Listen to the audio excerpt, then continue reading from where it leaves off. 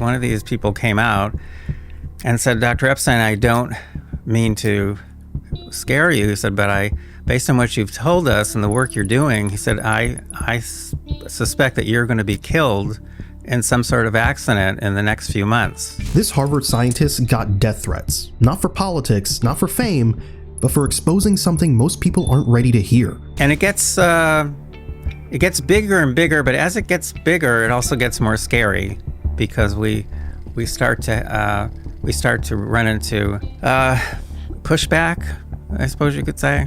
I mean, I've had other warnings too. He said, and I just want to tell you two things. He said, number one, you have their attention. And number two, if I were you, I would take precautions. Oof. That's scary. We've had now 6 incidents in total. His name is Dr. Robert Epstein, trained by B.F. Skinner, published in Nature, respected in every academic circle, until he asked the wrong question. What if we're not as free as we think? But what they have done more and more is use very powerful techniques of mind control to control people's thinking and behavior, and literally around the world on a massive scale. And they know exactly what they're doing. I mean, for years, I was just doing experiments and discovering these techniques and very skeptical, always very skeptical, and yet then replicating it, or other labs have replicated these same findings. The point is that over time, I realized this is a really, really serious problem. And over time, my findings were also revealed by whistleblowers, leaked documents, leaked emails. What he found? Digital blacklists, DNA tracking, invisible algorithms that could reshape your beliefs entirely. And the bigger question is, if you're not the one choosing what you believe, then who is? Let's rewind the clock. Back in 2015, this Harvard-trained psychologist published something that should have stopped the internet cold. Epstein called it the Search Engine Manipulation Effect, or SEME. And what it proved is this: simply changing the order of search results can silently shift a person's opinion. In his experiments, people were often shown different search results for neutral topics. That's it. No fake headlines, no ads, just links reordered. But the impact was massive. Up to 20% shifts in opinion. In some tests, it rose to 80%. And nearly 9 out of 10 people never noticed the manipulation had happened at all. They believed they had formed their own conclusions, entirely unaware that the path they walked down had already been laid out for them. I was told this literally by Zach Voorhees, whom you may have heard of. He's one of the most prominent whistleblowers from Google. They can turn bias on and off like flipping a light switch. This wasn't some fringe internet hack. This was a repeatable effect. It worked in India. It worked in the US. It worked on people of all ages. Google didn't need to lie. It just needed to decide what came first. And the scary part? Most people never even noticed it happened, because once the belief had shifted, the browser tab closes and the trace is gone. But what if closing your browser isn't enough anymore? What if the system isn't just shaping what you see, but quietly rewriting what you are? Google started out as a search engine, yet today it owns your steps, your sleep, your heartbeat, and, if you let it, your genetic code. In 2018, Google's sister company Verily launched Project Baseline, a nationwide health study collecting real-time biological and behavioral data. The goal? Obviously to predict illness before it happens. But the real goal? That depends on who you ask. Around the same time, Google also held early investment ties to 23andMe, the popular DNA testing service. And here's what Dr. Epstein reveals about Google using 23andMe devices to collect your information. That is how Google, that's one of many methods Google has come up with in recent years for getting your people's DNA information into personal profiles. If you can get DNA info in there, its value goes up and up and up as more discoveries are made about DNA. And basically, you can figure out what diseases people are prone to that they haven't even gotten yet. You can also figure out which dads have been cuckolded. There are, DNA, think about how much we know about DNA right now, but then think ahead a year, 2, 5 years. The DNA doesn't change. So Right. that data that's solid gold that goes up in value, like the value of gold itself. It just keeps going up in value. Not only this, in 2020, the New York Times reported that Google offered to help manage a national DNA database, voluntarily and at no cost. But this isn't just about test tubes and lab coats. Google also owns Nest, the smart thermostat company. In 2019, Business Insider revealed that several Nest devices included undocumented microphones, without any disclosure or public announcement. They were always on hardware in people's homes. Google called it a mistake. Critics called it a glimpse into a system that already sees and hears more than you think. Here's the truth. We didn't lose our privacy. We gave it away. For cheaper gadgets, for cleaner dashboards, for one more feature on our wrist. But now, Google doesn't just know where you go or what you watch, it knows what your body is made of and where your bloodline leads. You thought you were signing up for convenience. What you really signed up for was ownership. They just start out innocently, and then someone or other realizes that they can use this to change people's thinking and behavior. Let me tell you this. Before Google was a household name, before Chrome, before Gmail, before the maps in your pocket, it was just an academic experiment at Stanford.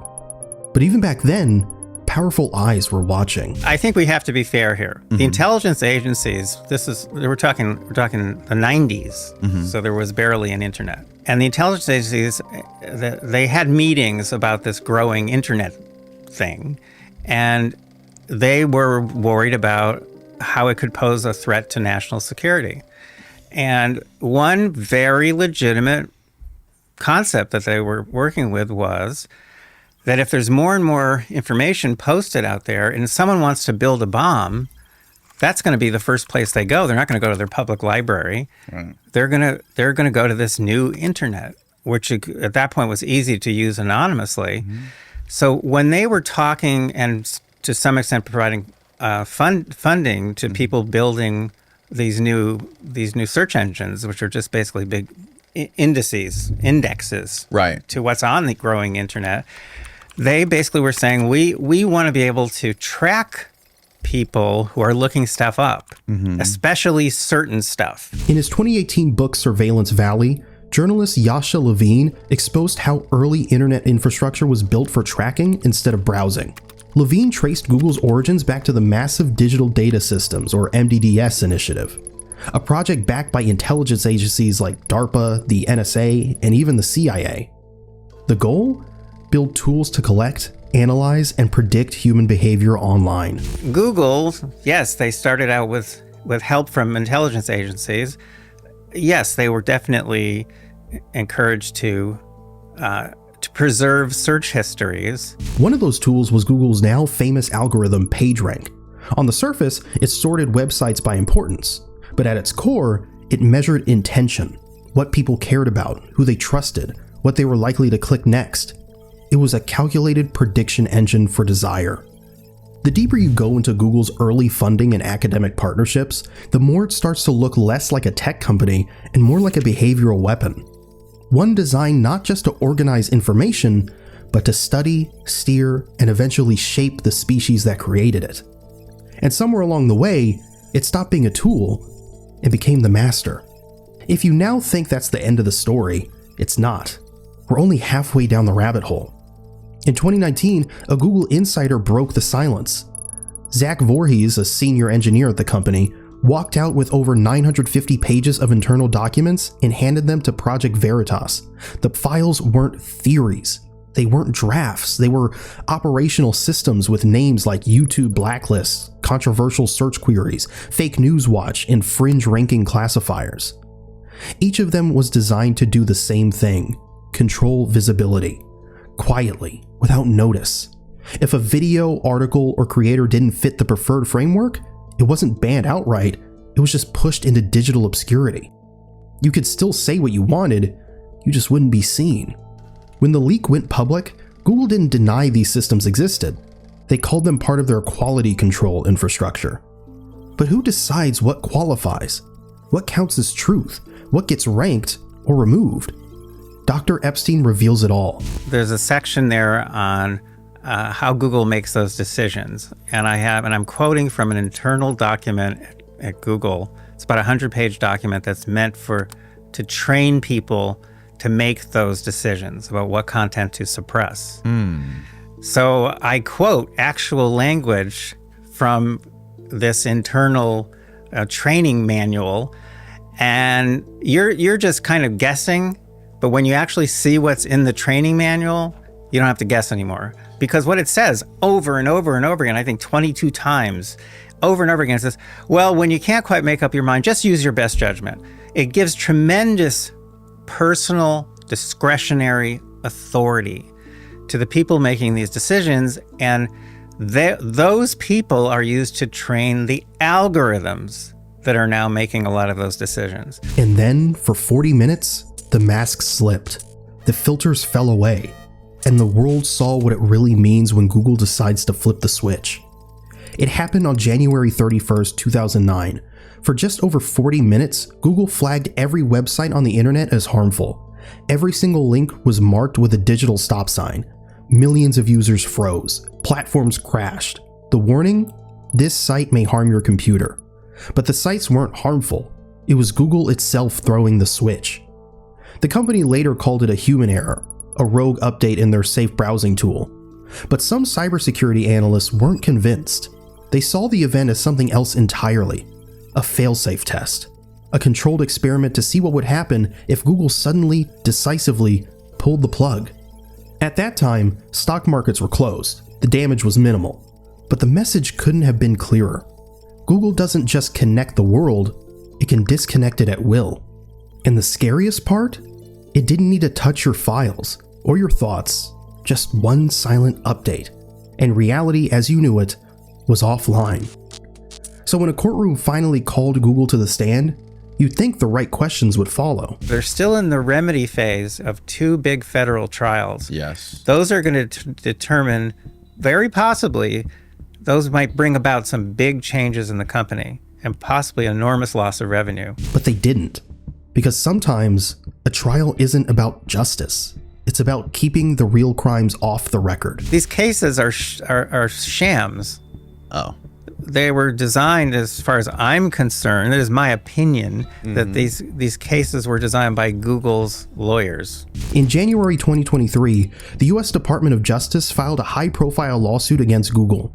On paper, it looks serious. An antitrust case accusing the tech giant of monopolizing the digital ad market. News anchors debated it. Headlines called it a reckoning. But the questions no one asked were the most important ones, about surveillance, psychological profiling, and mind manipulation. That part was left untouched again. Dr. Robert Epstein said it best in a 2023 podcast interview with The Hill. Even if they're forced to sell Chrome, Google wins. It gives the illusion of accountability while hiding the real levers. So what would happen? You're going to force them to sell off Chrome? I said, who cares? I said, if you force them to sell off Chrome, I said they'll get $500 billion in cash for the sale, because they do get paid. Right. So you force them to sell off Chrome. I said, and they still get all the data. He said, how would they get all the data? I said, well, whoever now owns Chrome is still going to use Google's quarantine list to check and make sure every website is safe before they take anyone there. So Right. Google gets all the same information, or most of the same information, or Google could pay them.